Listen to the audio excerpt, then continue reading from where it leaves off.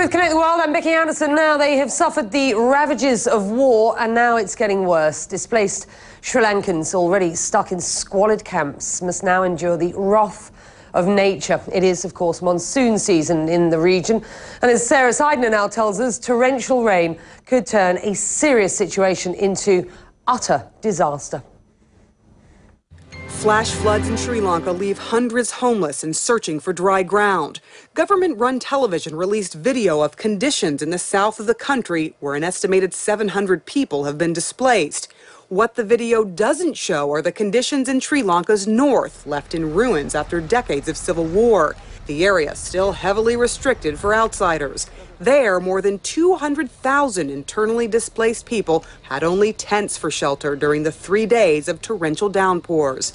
The UN says 2,000 tents were destroyed and people were forced to wade in mud and raw sewage from flooded toilets.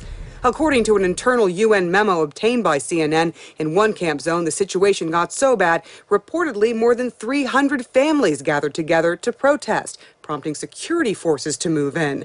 It goes on to say if the rain continues, which is very likely, then the overall situation may go out of the control of management and lead to a serious security risk. Today, a Sri Lankan government official blamed aid agencies for some of the problems. The sudden downpour caused flooding and the toilet pits to overflow.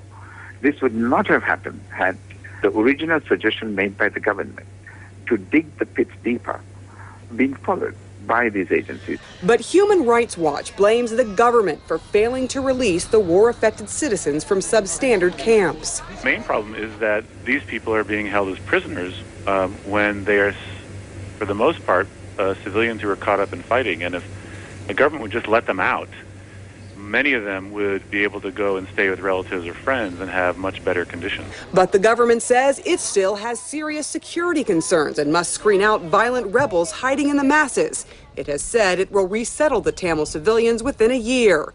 These camps were created because of a long and bloody war that raged for more than 25 years in the north.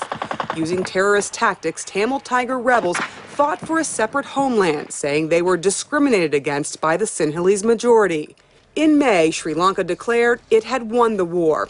Aid agencies say the big question now is, when will all the civilians who survived it get to live free lives? Sarah Seidner, CNN, New Delhi. All right, well, Sarah's showed us just how difficult life is inside Sri Lanka. And now a warning from an American diplomat. I talked earlier to the US Assistant Secretary of State, Robert Blake. He says, without urgent action, the government in Sri Lanka risks losing international support. The Sri Lankan government achieved a very important victory in defeating the Tamil Tigers, and the United States certainly welcomed that.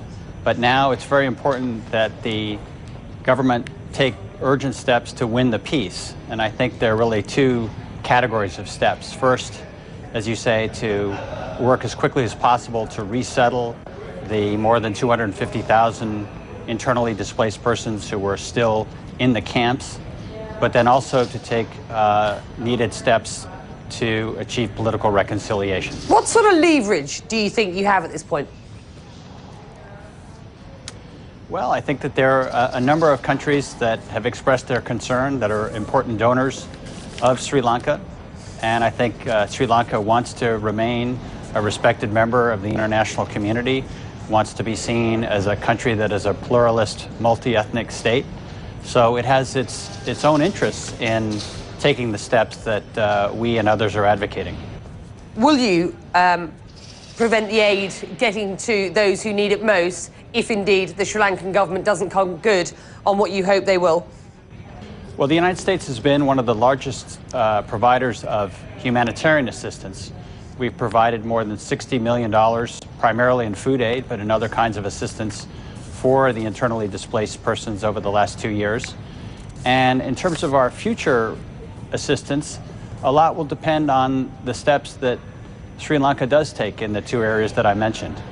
The Sri Lankan authorities say that they do plan to let civilians return home from these camps, but they say they must screen them first to identify any rebel fighters. Your thoughts? Well, I think that there are a certain number of former LTT combatants who are still in the camps. Many of them took off their uniforms and essentially blended in with the internally displaced persons. So I think it is important to have a process to try to separate them out and to provide them with rehabilitation and an opportunity to start new lives. And finally, what does the US do if the Sri Lankan government fails to share power with the minority Tamils? We have told our friends in the Sri Lankan government that the more progress they make in resettling the internally displaced persons from the camps and the more progress they make on political reconciliation, the more the United States and probably other donors as well will be able to make available assistance for reconstruction, which is urgently needed in the northern part of Sri Lanka. This sounds like a threat. We don't make threats. Sri Lanka is a friend of the United States, and there are a number of people in our society, both in the NGO community, but also in our U.S. Congress and in our own administration, who are very concerned about the situation there. And we make clear what our interests are, and the Sri Lankan government has its own interests, and we do our best to try to reconcile those. But at the end of the day, each state is a sovereign government, and we'll make our own decisions. All right, you've heard the thoughts there of the US Assistant Secretary of State. So let's get the response then from Sri Lanka's government, shall we? We spoke with Sri Lanka's ambassador to the United States. He discussed the obstacles facing his government in resettling those displaced people and urged the world to be patient. We have already settled over 10,000 to 15,000 people. We have planned to settle another 15,000 families. That's about maybe 40,000 people during coming weeks. And the thing is, some areas are heavily mined, most of the areas, but we need to do the demining, which we have already started with the support of India, Japan, and in fact Australia gave some equipment recently, and the US is going to support us. And until we do the demining, we can't put the people back at their homes.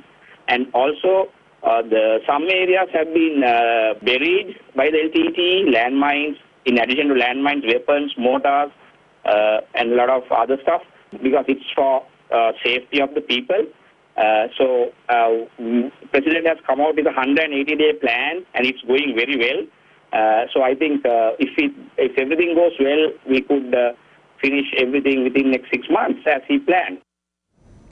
All right, well, that's the complex diplomacy, isn't it? Let's get back to the weather, though, shall we? Because that's what's going to affect some 250,000 people living in squalid conditions in these camps in Sri Lanka as we speak. Let's take a look at the monsoon rains deluging Sri Lanka at the moment. Will it get worse? That's the question, isn't it? And when will it end?